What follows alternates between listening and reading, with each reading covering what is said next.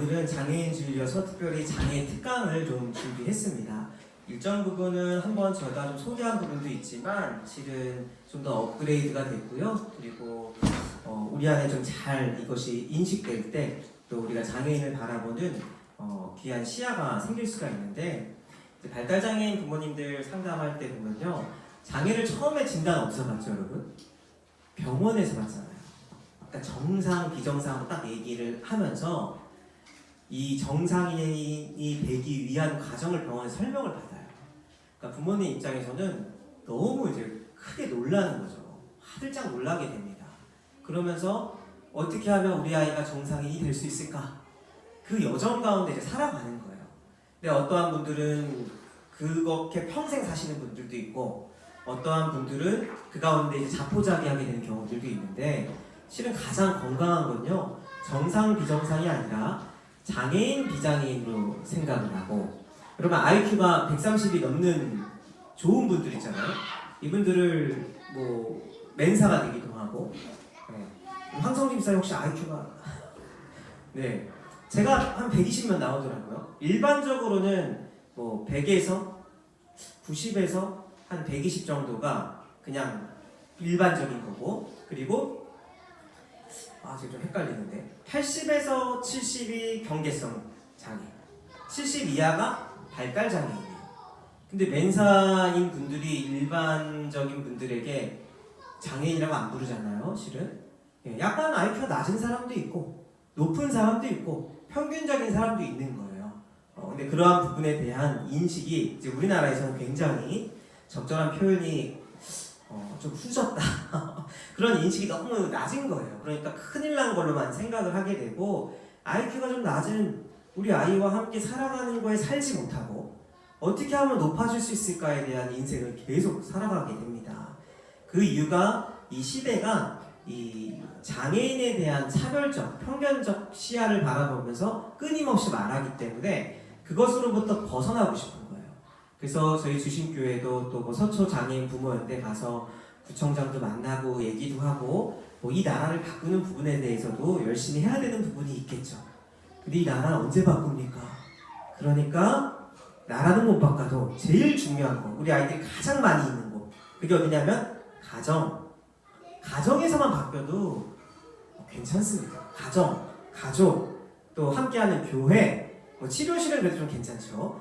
그러한 곳에서만 에서도 좀 바뀌면 우리 아이들이 충분히 살아갈 수 있기 때문에 내가 주어진 자리에서부터 먼저 인식을 바꾸는 게 중요한데요. 이 선량한 차별주의자의 뜻이 뭐냐면, 이 선량한 차별주의자 뜻 한번 같이 읽어보겠습니다. 시작! 선량한 차별주의자란 사회적 노지나 습관을 통해 차별을 하고 있음에도 차별하고 있다는 것을 지각하지 못하는 사람. 그러니까 지금 차별을 하는데 하는지 모르는 거예요.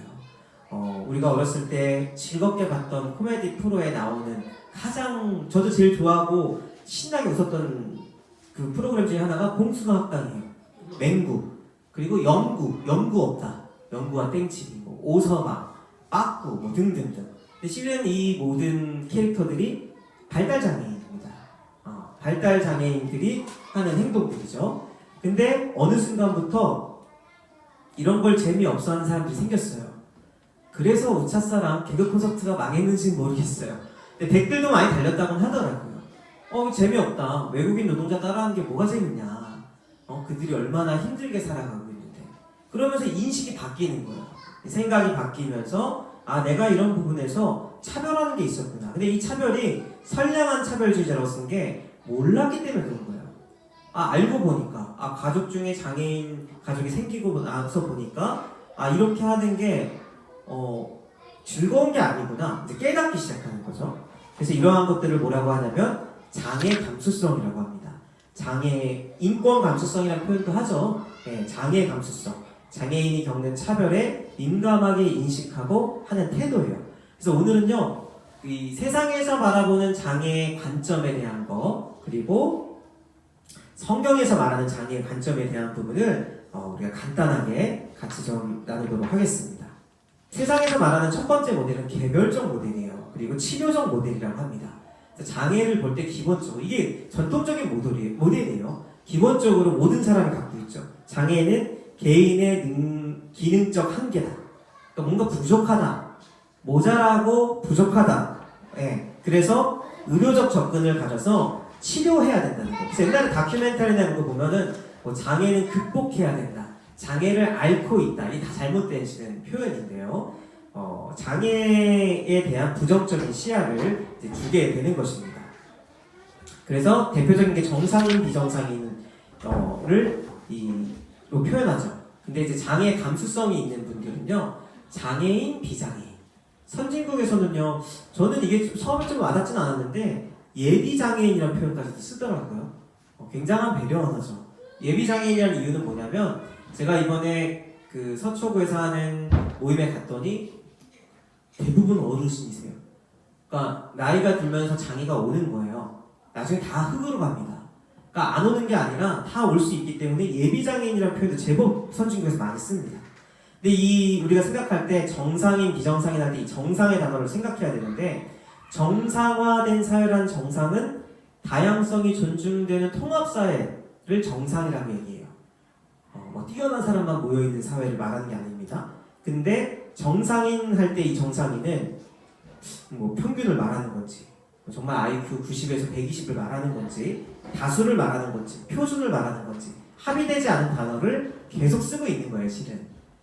그렇기 때문에 이 단어에 대해서는 조금 합의가 더 필요하고요. 합의하자고 했을 때 장애인을 비정상인이라고 말하는 사람들은 요즘에는 거의 없습니다. 정말 무지한 사람들이 그렇게 얘기하지 거의 그러지 않는데, 순간적으로 이제 이렇게 배워왔기 때문에 이야기하는 것을 볼 수 있습니다. 그래서 이 개별적 모델이 전통적 모델이고, 이거에 대해서 이제 모르는 분들은 대부분 이렇게 생각한다고 생각하시면 돼요. 근데 우리가 좀 주목해야 되는 건 사회적 모델입니다.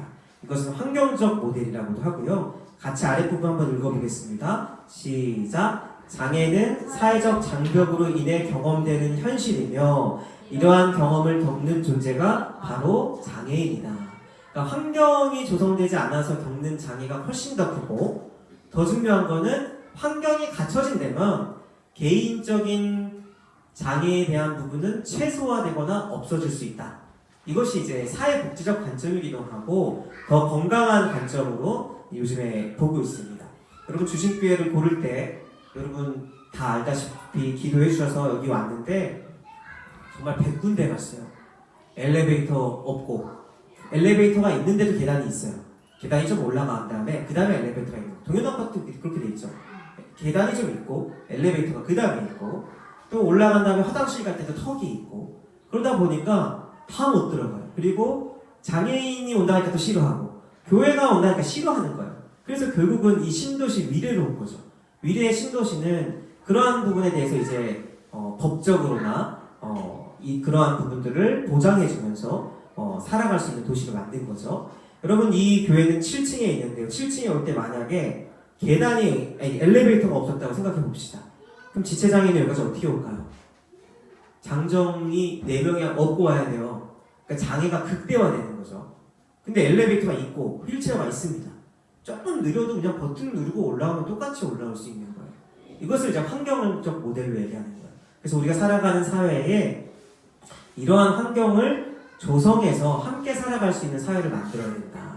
이게 잘 만들어진 게, 제가 나라가 스웨덴인지 덴마크인지 조금 헷갈리는데, 그 나라 중에 한 나라가 국민의 집당이라는 당이 장기 집권했어요. 그러니까 국민의 집이라는 게 뭐냐면, 우리는 국민을 살아갈 수 있게 하는 당이다. 그것이 장기 집권하면서 복지 시스템을 다 만들어버린 거예요. 그래서 그것은 굉장히 복지나 이러한 부분들이 굉장히 잘 되어 있는 것을 보게 됩니다. 네. 그래서 여러분 우리가 환경적 모델에서 좀 같이 이 평등과 형평 이거를 잘 봐주시면 좋겠는데, 이거를 지금 오해하는 경우가 굉장히 많습니다. 이 평등과 형평, 평등은 모든 사람에게 동일한 조건, 기회, 자원을 제공하는 것을 의미하고요. 형평은 이 형평의 단어를 잘 아셔야 되는데, 공정성과 정의에 기반한 균형 잡힌 상태를 형평이라고 해요. 근데 이거를 이제 구분을 못하면, 왜 장애인에게만 돈을 더 주냐? 왜 장애인에게만 특별 대우를 해주냐? 역차별하지 않느냐? 이렇게 이제 이야기하는 이야기들이 많이 나오는데, 예를 들어서 우리가 지하철 시위가 이제 출근하는 비장애인들이 출근하는 시간에 그것을 길을 막고 하는 시위는 너무나도 안타깝고 그 방법이 정말 맞는 건지 돌아봐야 하는 그러한 부분이지만 이 장애인들이 얘기하는 것이 무엇이었냐면 이동권 보장해달라는 거예요. 지하철에서 엘리베이터 타고 싶다. 나도 지하철 타고 싶다. 근데 이거를 이제 특별 대우로 생각하면은 그거는 우리 부당거래에서 나오는 우리가 너희한테 호의를 베풀게. 근데 그게 권리인지 알지 말아라. 이거랑 비슷한 거예요. 왜 너희한테만 예산을 이만큼 쓰냐? 우리나라라는 사회에는 평등해가지고 너희가 불편하더라도 엘리베이터를 다 설치해줄 수 없다. 이렇게 얘기하는 거랑 비슷한 거죠. 그래서 보시면 여러분 이 그림을 보면 첫 번째 거는 평등입니다. 이 친구가 3명이 있는데 어렸을 때 키가 다 똑같았다고 가정해 봤을 때 이 세 친구는요 친한 친구였어요. 야구 보는 걸 좋아합니다. 공평하게 평등하게 박스를 3개를 나눠줬죠. 자 그러면은 마지막에 있는 작은 친구가 이 두 친구랑 어울릴 이유가 있을까요? 야구장을 가야 됩니까? 안 가죠. 뭐하러 갑니까? 그러면 이 두 친구가 얘기하죠. 나는 너를 공평하게 평등하게 대해줬는데 너 왜 그러냐? 그럼 같이 어울릴 수가 없는 거예요. 근데 두 번째 보면은 형평돼 있죠. 키 큰 친구가 키 작은 친구한테 박스를 준 겁니다. 그러니까 같이 볼 수 있는 거죠. 같이 살 수 있는 거죠. 근데 리얼리티 현실은 어떻습니까? 가진 자가 더 갖는 현실 가운데 우리가 살아가고 있는데 그 가운데 그러면 이러한 부분들을 어떻게 이루어갈 수 있는가? 그래서 이 평등과 형평을 잘 구분하셔야 됩니다. 이것을 성경에서도 정리하고 있어요. 평등과 형평. 평등은 동일한 조건, 형평은 공정성과 정의에 기반한 가운데 이 균형 잡힌 상태를 얘기하는 거죠. 그래서 첫 번째는 평균, 장애인 같은 경우는 못 보는 겁니다. 두 번째는 형평, 그래서 함께 할 수 있도록 살아가는 사회를 만드는 건데 성경에서 이걸 뭐라고 얘기하냐면 공의와 정의의 하나님 정말 많이 들었죠. 공의와 정의의 하나님. 여러분 여기서 공의와 정의의 하나님에 대한 단어가 실은 성경에 굉장히 혼재되어 있어요. 그래서 그 어떤 신학자도 딱 이거다라고 말하기는 어려운데 보편적으로 함께 얘기하는 것이 이것입니다. 정의는 미시파트, 법과 규례를 집행할 때 쓰는 거예요. 재판은 공명정대하게 해야 된다. 모두가 평등해야 된다. 공정한 판결을 얘기하는 게 정의를 얘기하고 공의란 단어는 어떤 거냐면 체다카인데 이 체다카라는 단어 안에는 하나님과의 관계성, 또 하나님이 불쌍히 여기는 부분들, 또 사회적 약자에 대한 보호와 배려, 자비와 정의의 균형, 자비와 정의의 균형이라는 의미예요. 그래서 성경에 보면요, 공의와 정의는 항상 같이 가요. 왜냐하면 정의롭게만 했을 때 그 정의 가운데 보장받지 못하고 보호받지 못하는 사람들이 많고, 또 실질적으로 권력자들은 법 앞에서도 뭐 그러한 현실을 우리가 보고 있죠. 그래서 이 공의와 정의를 성경에서 같이 얘기하는데 우리 아모스 5장 24절 말씀 같이 읽겠습니다. 시작. 오직 정의를 물같이 공의를 마르지 않는 강같이 흐르게 할지어다. 아멘. 모든 신학교의 암송 구절로 꼽힐 만큼 실은 굉장히 중요한 거죠. 그리스도인은 그냥 자기 혼자 잘 사는 게 아니라 하나님의 말씀을 따라 정의를 물같이 공의를 마르지 않는 강같이 흐르게 하는 사람입니다. 그래서 이 공의와 정의가 어디에 같이 쓰였는지 한번 볼 텐데요. 우리 잠언 말씀 같이 읽겠습니다. 너는 입에 열어 공의로 재판하여 공고한 자와 궁핍한 자를 신원할지라. 다음 말씀. 너희는 정의와 공의를 행하여 탈취당한 자를 압박하는 자의 손에서 건지고 이방인과 고아와 과부를 압제하거나 학대하지 말며 이곳에서 무죄한 피를 흘리지 말라. 억눌린 사람들을 위해 정의로 심판하시며 줄인 자들에게 먹을 것을 주시는 이시로다. 여호와께서는 갇힌 자들에게 자유를 주시는도다. 아멘. 더 많은데요. 공의와 정의 가운데 같이 나온 단어가 뭐냐면 공고한 자, 궁핍한 자, 탈취당한 자, 이방인, 고아, 과부, 억눌린 사람들, 줄인 자, 갇힌 자들에 대한 이야기를 계속하세요. 그래서 그 부분에 대해 우리는 정의로운 사회를 이루어가지만 그 가운데 공의가 공의가 빠지지 않도록 해야 되는 거죠. 여러분 작년에 기억나시는 분들도 있을 텐데 매년 5월까지 발달장애인 부모님이 자녀와 함께 동반 자살하는 극단적인 선택을 하는 사건이 제가 예전에 검색해봤을 때는 매년 5월까지 한 5건 정도씩 나오더라고요. 올해는 좀 조용해서 너무 좋은데 5건 정도씩 나옵니다. 그 이유가 뭐냐면 엄마가 고립돼서 아이를 돌보고 엄마가 떠나가면 이제 아이는 굶어 죽었던 사례도 있어요. 아무도 안 돌봐주기 때문에 힘든 가운데 있습니다. 그래서 국가 책임제를 얘기하죠 지금.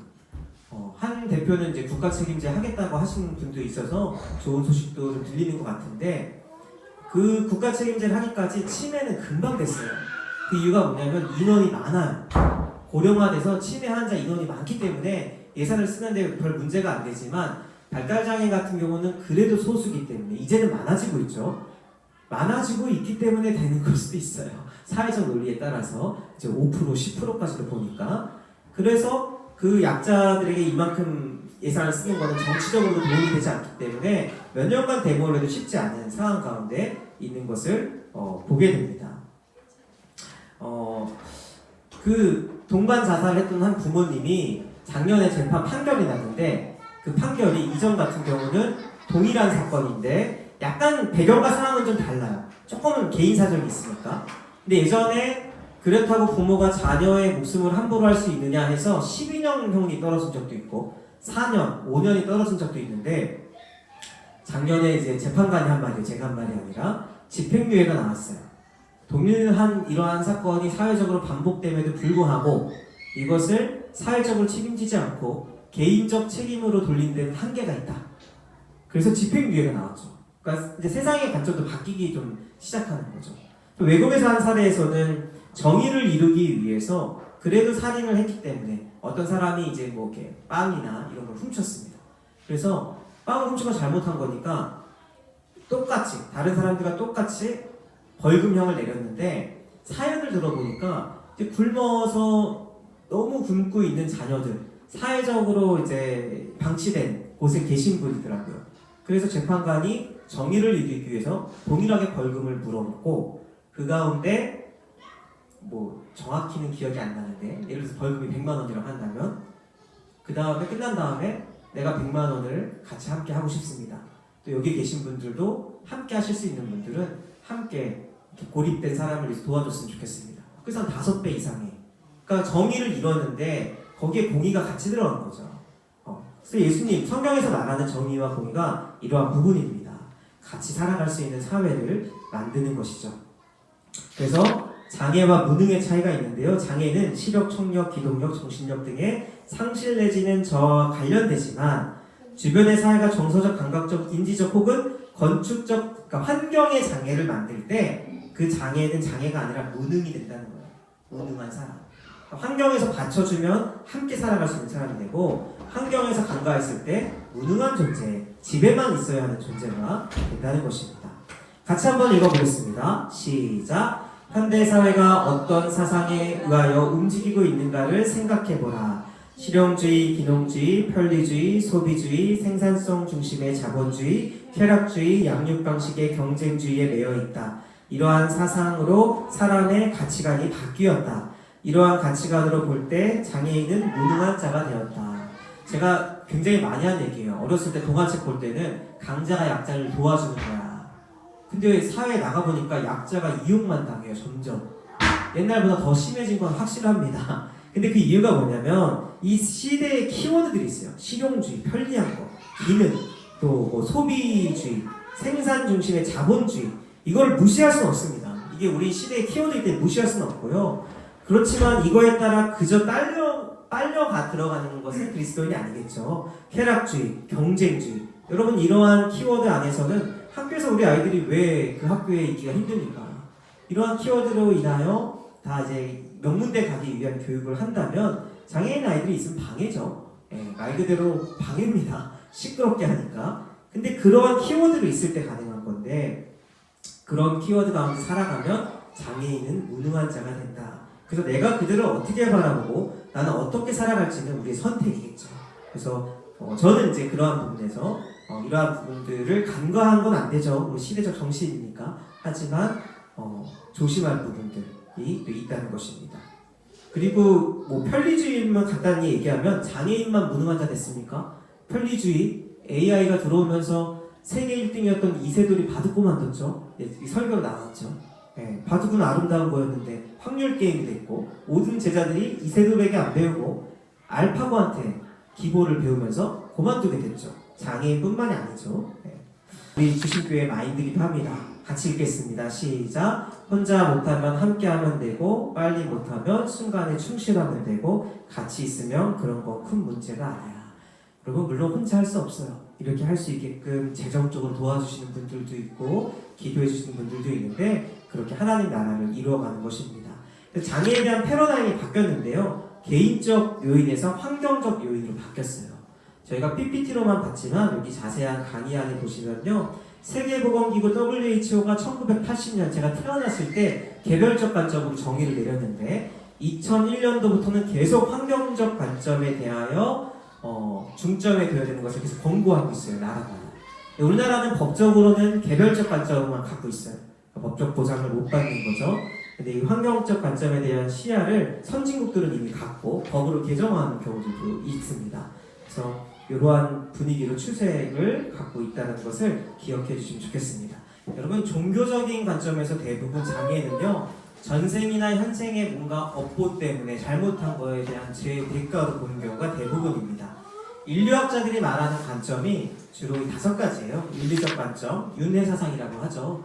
전생에 뭐 잘못하면, 전생에 나라를 구하면 뭐 이렇게 되는 관점이고요. 초월적 관점은 이게 뭐 사실이 아니고 망상의 산물이다 라고 바라보는 뭐 이런 관점도 있습니다. 네.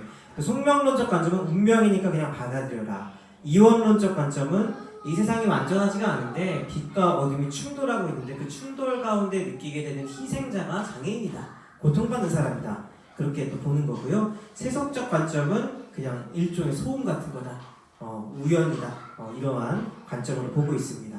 성경적 관점, 이게 참 중요한데 교회 안에서도 기복신앙 안에서는 장애에 대해서 굉장히 많이 오해하고 그러한 경우들이 많은데 마지막으로 이 말씀만 같이 읽겠습니다. 시작. 예수님의 제자들은 날 때부터 시각장애인 된 사람을 바라보며 장애를 죄에 대한 결과로 확신하며 질문했습니다.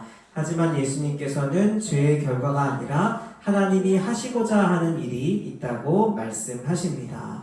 그래서 장애인들을 통하여 또 장애인뿐만 아니죠. 고통받는 사람들을 통하여 하시는 일이 있다는 거예요. 제가 청년 사역을 할 때도 청년들을 보면서 제가 청년을 위한 사람이기도 했지만 목회를 꾸준히 해나가면서 참 중요한 거는 만나게 하는 사람들을 통해 배우게 하는 게 있는 거예요.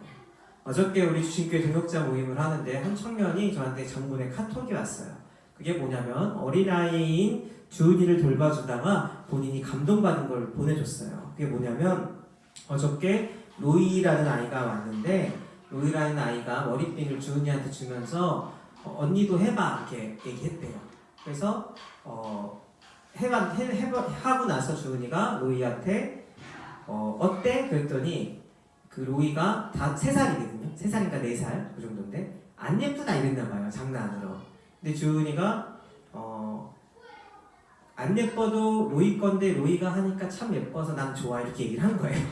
근데 그걸 선생님이 옆에서 보고 있다가 이제 어린아이가 같이 하는 말들을 보면서 감동을 받죠.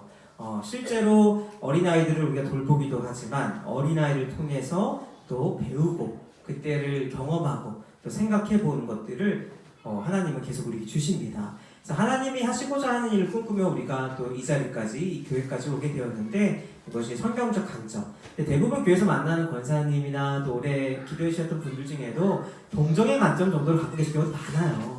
아이고 불쌍해, 아이고 어떡해. 근데 그거는 잘 몰라서 그러죠. 예. 그리고 실은 힘든 것도 많죠. 손이 가는 것도 많기도 합니다. 또 하나는 깨달음. 예수님은 깨달음의 상징으로 또 사용하셨죠. 야곱 같은 경우는 하나님과 함께하면서 표징으로 받은 게 장이었습니다. 그래서 이러한 장애에 대한 다양한 관점이 있다는 것을 또 기억해 주시면 좋겠습니다.